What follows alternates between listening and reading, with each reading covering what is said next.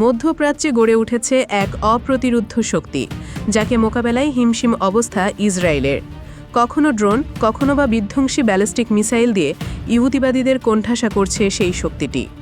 যুক্তরাষ্ট্র ও ইসরায়েল সম্মিলিতভাবে যখন ইরানকে মোকাবেলায় সব ধরনের কৌশল খাটাচ্ছে, ঠিক তখনই মাথাচাড়া দিয়ে উঠেছে ইয়েমেনের সশস্ত্র বাহিনী। ইহুদিবাদীদের ঠেকাতে ইয়েমেন কোথায় পাচ্ছে আধুনিক সমরাস্ত্র, যার জন্য চরম মূল্য দিতে হচ্ছে ইসরায়েলিদের। ইহুদিবাদী সরকারের প্রধানমন্ত্রী বেনিয়ামিন নেতানিয়াহু সহ পশ্চিমারা বারবার দাবি করেছে, ইয়েমেনের সশস্ত্র বাহিনীর এই সামরিক শক্তির পেছনে মূল ভূমিকা পালন করছে ইরান। অর্থ কিংবা অস্ত্র, ইয়েমেনের সামরিক বলয়কে অপ্রতিরোধ্য করে গড়ে তুলতে সর্বোচ্চ চেষ্টা চালিয়ে যাচ্ছে তেহরান। আর এর পেছনে একটাই কারণ, মধ্যপ্রাচ্য থেকে ইসরায়েল ও যুক্তরাষ্ট্রের অপশাসনের লাগাম টানা।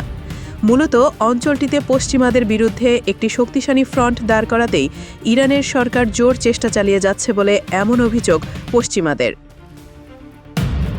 ফিলিস্তিনের গাজা উপত্যকায় নিরীহ মানুষদের উপর নেতানিয়াহুর বর্বরতার প্রতিশোধ নিতেই প্রায় প্রতিদিনই ইসরায়েলকে লক্ষ্য করে হামলা চালাচ্ছে ইয়েমেনের সামরিক বাহিনী।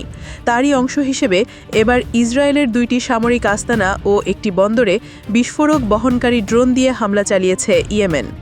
এই হামলায় সফলতাও পেয়েছে ইরান সমর্থিত দেশটি।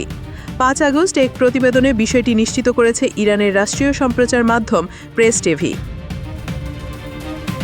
ওই প্রতিবেদন থেকে জানা গেছে, ইয়েমেনের সশস্ত্র বাহিনী 3টি ড্রোন ব্যবহার করে দখলদার ইসরায়েলিদের গভীরে কৌশলগত স্থানগুলো লক্ষ্য করে হামলা চালায় ইয়েমেনের সামরিক বাহিনী। ইসরায়েলের ইয়াফা ও আশকেলন অঞ্চলের সামরিক ঘাঁটিতে 2টি ড্রোন দিয়ে হামলা চালায়, আর তৃতীয় ড্রোনটি আছড়ে পড়ে হাইফা বন্দরে। এতে ব্যাপক ক্ষতির শিকার হয় নেতানিয়াহু সরকার। গাজায় ফিলিস্তিনিদের বিরুদ্ধে ইসরায়েলের গণহত্যা এবং আল আকসা মসজিদ প্রাঙ্গণে ইহুদিবাদী সরকারের অনুপ্রবেশের প্রতিক্রিয়ায় এই হামলা চালিয়েছে ইয়েমেন। ইহুদিবাদী সরকারের আগ্রাসন শেষ না হওয়া পর্যন্ত তাদের বিরুদ্ধে হামলা অব্যাহত রাখবে ইয়েমেনের সশস্ত্র বাহিনী।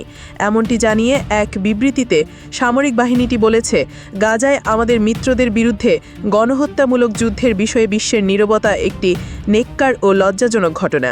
এর পরিণতি শীঘ্রই জানতে পারবে ইহুদিবাদী সরকার। এর আগে লোহিত সাগরে যুক্তরাষ্ট্রের নৌবাহিনীকেও কড়া জবাব দেয় ইয়েমেনের সশস্ত্র বিদ্রোহী গোষ্ঠী হুথিরা। পাল্টা আক্রমণ করে যুক্তরাষ্ট্র।